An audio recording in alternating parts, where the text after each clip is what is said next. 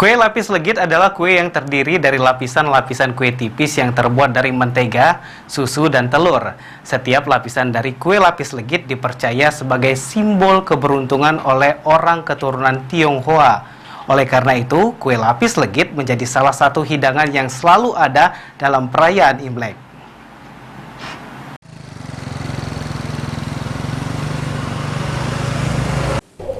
Kue lapis legit adalah kue yang terdiri dari lapisan-lapisan kue tipis yang terbuat dari mentega, susu, dan telur. Setiap lapisan dari kue lapis legit dipercaya sebagai simbol keberuntungan oleh orang keturunan Tionghoa.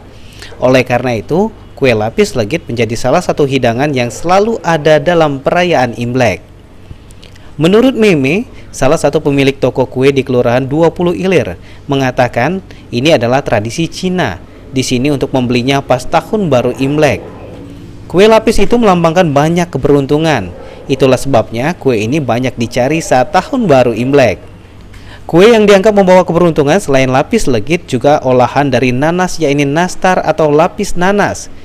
Kedua kue itu juga banyak diproduksi oleh House of Marriage karena tingginya permintaan konsumen yang akan merayakan Imlek. Ditambahkan Meme untuk memeriahkan Imlek tahun 2023. Setiap pembeli kue lapis legit di tempat toko kuenya, para pelanggan akan mendapat hadiah langsung baby gold logam mulia. Menjelang Imlek. Berapa persen lah dari hari-hari sebelum hari-hari biasa? 100% adalah kalau menjelang Imlek. Iyalah, soalnya kan kalangan umat-umat etnis Tionghoa kan. Biasanya ordernya lapis, nastar, pai-pai buah, bolu-bolu untuk Imlek, kirim-kirim hampers gitu. Oh, berarti yang paling banyak tadi kue kering. Kue kering, oke.